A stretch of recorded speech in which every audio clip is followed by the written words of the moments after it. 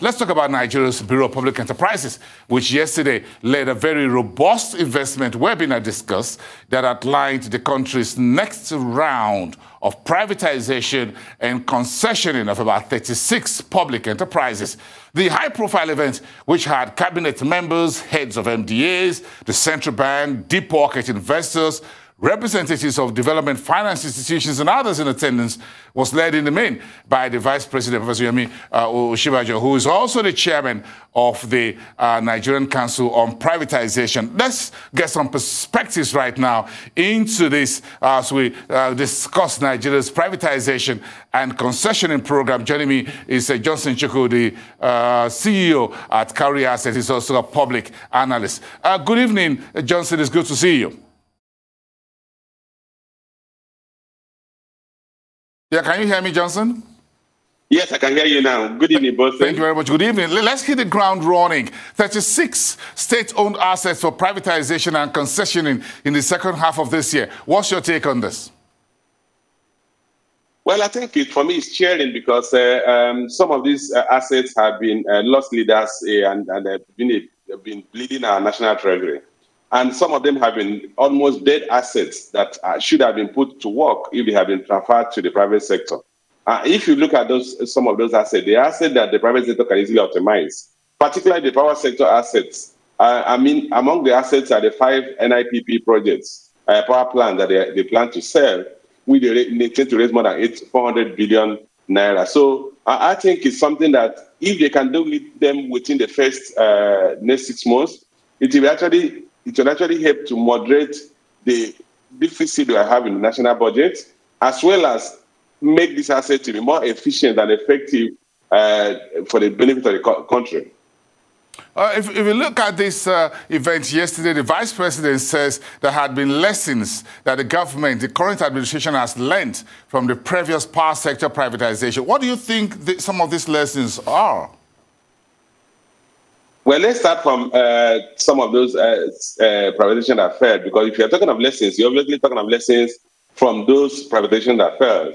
One of the key lessons is that the criteria that were defined in selling those assets were not optimal, in the sense that the assets were sold to wrong investors, principally because the priority or the focus was how to optimize or maximize cash flow or revenue to the government. In selling some assets, particularly the assets that require technical knowledge in managing them, you do not just have to focus on how much amount the investor is bidding for that asset. You also have to look at whether the investor that have the technical competence to manage those assets. So if you take, for instance, the power sector reforms that happened about 7 years ago, you realize that many of those off-takers, most of those who acquired the assets, did not have the technical capacity to manage those assets. 2, many of them did not have the financial capacity to invest further to make those assets, to optimize those assets. And then you have instances where the government set unrealistic targets, or the government failed to carry out its own responsibilities as it relates to the privatization. Take, for instance, the multi-year tariff order that the government failed to implement, and therefore denied the privatized assets the ability to generate cash flow to meet the operating costs. So there are a couple of lessons to be learned. One is defining the attributes of those who can bid for, or in certain in your request for proposal, RFP, you must define the right attributes of those who should bid for those assets. 2, you must make sure that all the critical parameters for running the assets effectively and optimizing them are present. Not just that an investor meets one criteria and doesn't have the capacity to meet the right criteria, you say that's it to those investors. Interesting. Most of the earlier privatizations, I'm sure you're aware, under the TCPC, back then, the late Ahmed Zayed and the BP were done via the capital market.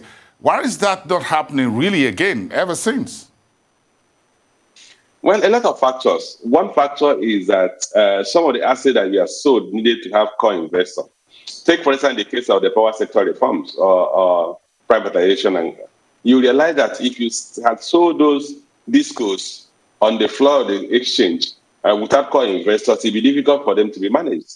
So in some asset classes, you need core investors to buy those assets. While there was actually a provision for part of the government holding to be privatized, to be sold on the floor of the exchange, to be sold to the general public.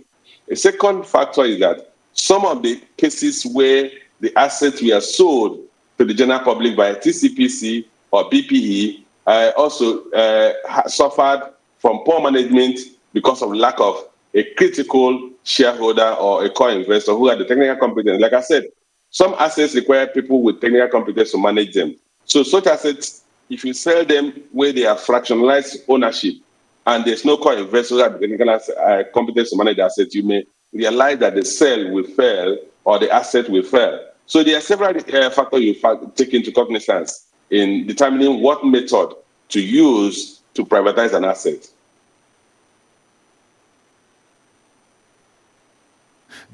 Of the oil sector, for example, whatever we're doing there, one of the key issues raised by, at the event by Chairman of Hess Holdings, Tony Elumelu, was about oil theft. And he estimated the full year loss for this year at about $620 billion for the NNPC. Do you think we can ever win the fight against oil theft in the Niger Delta? Well, I would say yes, but it's going to be a very, very long battle. And I personally, you had to repeat the word, very, very long battle. There are certain things we need to do if we have to win the war against oil theft.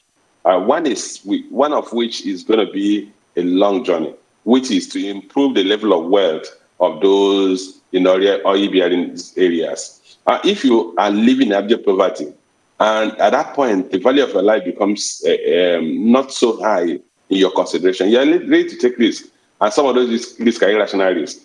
You can't have pipelines crossing people's homes, and they can't get pipe-borne water to drink. They don't have electricity. They don't have stable income that can feed them. So it's such, in the environment of such level of abject poverty, it might be difficult to police all the pipelines because these people can actually just make a small amount of money by breaking the pipeline just to survive. That's one factor. The other factor is that we need to also strengthen the policing activities or the oversight of those facilities. If you have facilities, and we should migrate to the point of remote monitoring on the pipelines, which technology has availed us of, so that if a pipeline is breached, immediately you will assess where that was breached, and you can move in security forces to possibly arrest those who have committed that crime. But the core of the problem is that we need to improve the level of income of those that live in the oil-bearing areas. We need to, you must have a share of their hearts in what is going on. And if you do not have that, it's going to be a tall order policing those pipelines, and it'll be difficult for us to fight successfully the war against pipeline vandalization and stealing of crude and even refined products. Yeah, it's great to have your thoughts on these issues tonight. Johnson Chukwu, CEO at Karu Asset Management. Thank you very much and have a great evening.